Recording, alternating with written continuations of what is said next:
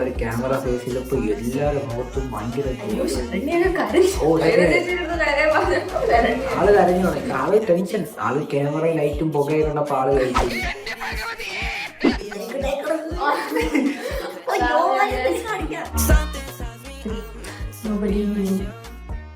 താമസിക്കാം.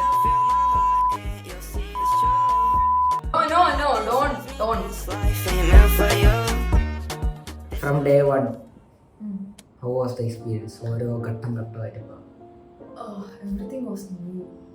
എല്ലാം ന്യൂ ആയിരുന്നു. സ്റ്റുഡിയോയിൽ പോകുന്നത് ന്യൂ. ആക്ച്വലി കവടിയാർ എന്ന ആ ഏരിയയിലോട്ട് പോകുന്നത് ന്യൂ ആയിരുന്നു. ഞാൻ കണ്ടിട്ടില്ല.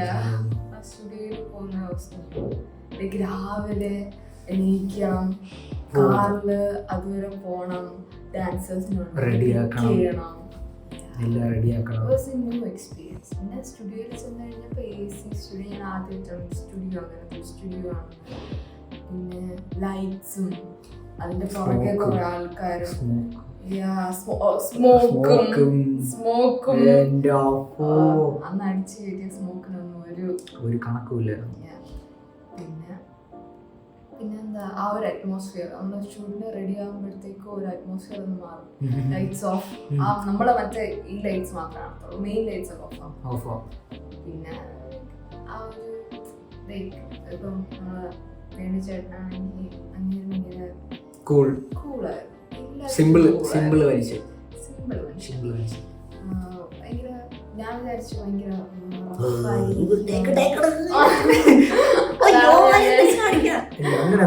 ആള് ഭയങ്കര കൂളാണ്. സെറ്റിൽ മിസ്റ്റേക്ക് ഒന്നും പോലും sorry bro bro bro bro സംസാരിക്കുള്ളൂ. ഭയങ്കര സിമ്പിൾ മനുഷ്യരാണ്. പിന്നെ ലൈറ്റ്സിന്റെ ചേട്ടന്മാര് ഒരു ചേട്ടൻ എനിക്ക് ഇഷ്ടപ്പെട്ടു. എന്റെ വീട്ടിൽ പിന്നെ പ്രബീന്റെ അമ്മയും ചേച്ചിയും ഒക്കെ സെറ്റിലുണ്ടായിരുന്നു. അവരിങ്ങനെ സപ്പോർട്ട് വെച്ച് നോക്കി ഒരു സൈഡിൽ തന്നെ. അവര് ഫുള്ള് ഒബ്സർവ് ചെയ്തില്ല, എല്ലാം ഒബ്സർവ് ചെയ്ത് A to Z അവർ ഒബ്സർവ് ചെയ്തു. എന്തൊക്കെ കാര്യം എന്തൊക്കെ പ്രശ്നം ഉണ്ടെങ്കിലും വിളിക്കും. വിസ്മയ മോനെ എന്തെങ്കിലും ഉണ്ടെങ്കിൽ പറയണേടാ. ലൈക്ക് എല്ലാ പ്രാവശ്യം. പിന്നെ അബൌട്ട് ദ ഡാൻസേഴ്സ് നമ്മളെ വർക്ക് ടീമിന്റെ ഭയങ്കര അവരൊക്കെ ബഹളമാണ്. പക്ഷെ അവരെന്താ വെച്ചാ അവർക്കൊരു ലോട്ടറി അടിച്ച പോലെ അവിടെ എത്തിപ്പെടിച്ച. അവർ നല്ല സ്കിൽഡ് പിള്ളേരാണ്. നമ്മൾ നല്ല എൻജോയ് ചെയ്തു. നമ്മളെല്ലാ ഡാൻസേഴ്സും ഒരു ന്യൂ എക്സ്പീരിയൻസ്, ന്യൂ അറ്റ്മോസ്ഫിയർ, എല്ലാവരും ഒരുമിച്ചുണ്ട്. മ്യൂസിക് വീഡിയോയ്ക്ക് വേണ്ടിയിട്ട് വർക്ക് ചെയ്യുന്നത്. അപ്പം അതിൻ്റെതായിട്ടുള്ള എക്സൈറ്റ്മെന്റ്, അഡ്രിനൽ റഷൊക്കെ വെച്ചിട്ട് എല്ലാവരും ഭയങ്കര ടെൻസ്ഡായിരുന്നു. ഫസ്റ്റ് ടൈം അവർ ക്യാമറ ഫേസ് ചെയ്തപ്പോൾ എല്ലാവരും മുഖത്തും ഭയങ്കര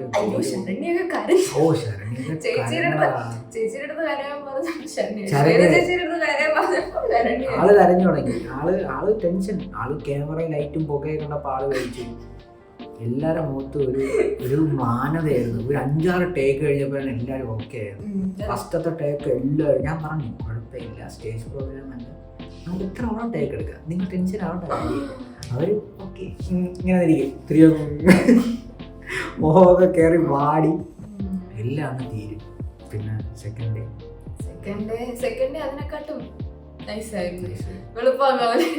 നമ്മള് ഫസ്റ്റ് ഡേ സെറ്റ് ചെയ്യുന്ന ഇറങ്ങിയപ്പോ തന്നെ ലേറ്റായി, നല്ല ലേറ്റായി. അത് കഴിഞ്ഞ് കവടിയാറുന്ന് എന്റെ വീട് വരെ വന്ന് ഇവരെന്നെ ഡ്രോപ്പ് ചെയ്തിട്ട് പോയി. രാത്രി 12 മണിക്കോ എത്ര മണിക്കൊക്കെ അതും കഴിഞ്ഞു. ആഫ്റ്റർ മിഡ് നൈറ്റ് കിടന്നുറങ്ങി. രാവിലെ വെളുപ്പാകാൻ എനിക്ക് ഉറക്കപ്പിച്ചു. Second day I remember it very vividly. ഭയങ്കര ഉറക്കക്ഷീണമായിരുന്നു. ഒന്ന് ഗ്യാപ്പ് കിട്ടിയാൽ നമ്മൾ ഇരിക്കുന്ന ഇന്ന് കിടന്നങ്ങ് ഉറങ്ങും. ഞാനൊക്കെ കസേരയൊക്കെ ചെന്നിരിക്കുമ്പോൾ അടിയിലൊരു സാധനം ഇരിക്കും, അതുപോലായിരിക്കും.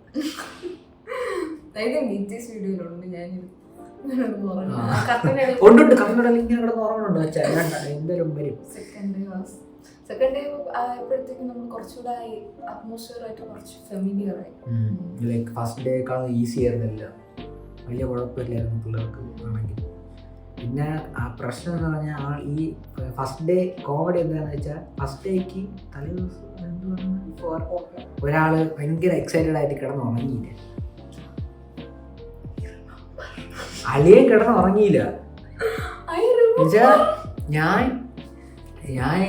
ഞാൻ പറഞ്ഞു ബ്രോ ഷൂട്ടാണ് കിടന്നുറങ്ങണം, നാളെ ബിഗ് ഡേ ആണെന്നൊക്കെ പറഞ്ഞിട്ട് ഞാൻ ഇറങ്ങി കേട്ടോ.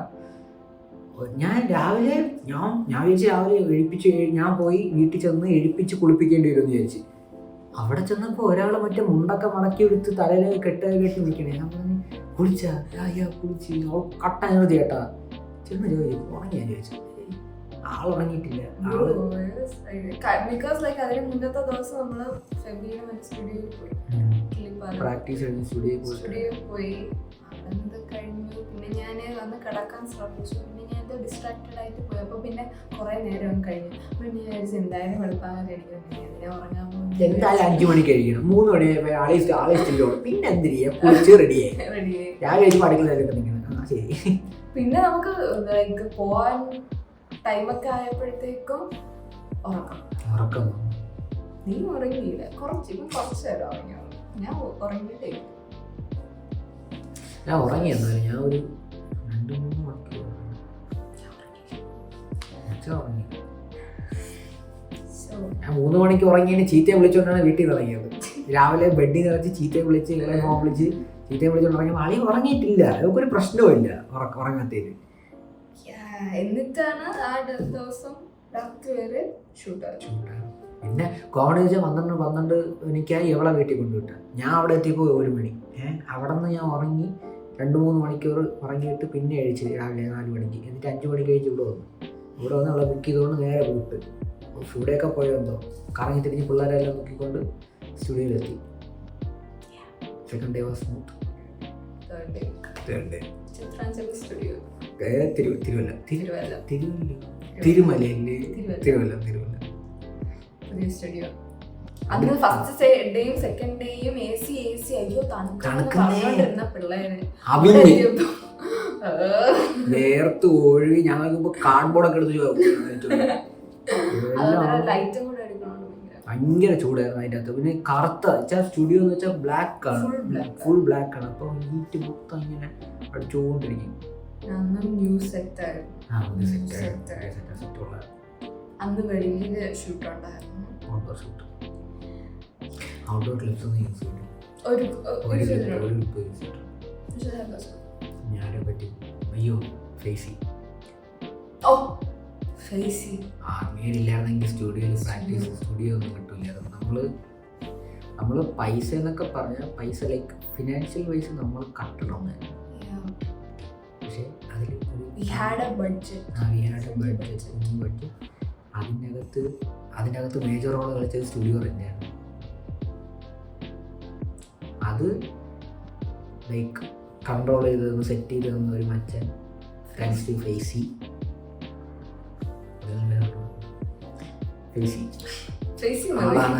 ആളാണ് നമുക്ക് പ്രാക്ടീസിന് വേണ്ടിയിട്ടുള്ള സ്റ്റുഡിയോ ഒക്കെ സെറ്റ് ചെയ്തിരുന്നത്. So special mention. പിന്നെ അബിന് സ്പെഷ്യൽ മെൻഷൻ. നമ്മളെ കൊണ്ടാക്കി മാത്രമല്ല കൊണ്ട് നടന്നടേ നമ്മളെ എല്ലായിടത്തും കൊണ്ട് നടന്ന്. അത് വെച്ചാൽ പ്രാക്ടീസിനാണെങ്കിൽ പോലും സ്റ്റുഡിയോയിലാണെങ്കിൽ പോലും തിന്നാൻ വാങ്ങിച്ചാണെങ്കിൽ പോലും ലൈക്ക് സെറ്റിൽ ഒരാവശ്യം ഉണ്ടെങ്കിൽ പോലും അവൻ കാർ എടുക്കും. അച്ഛൻ ഒരു ഓൾറൗണ്ടർ ആയിരുന്നു.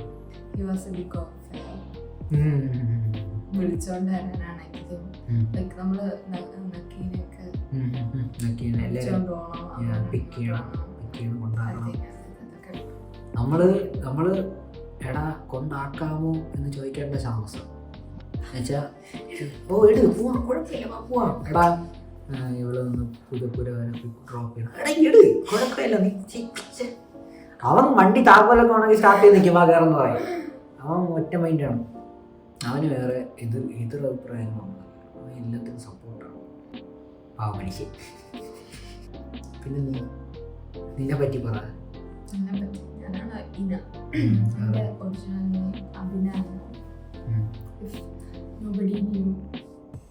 താമസിക്കാൻ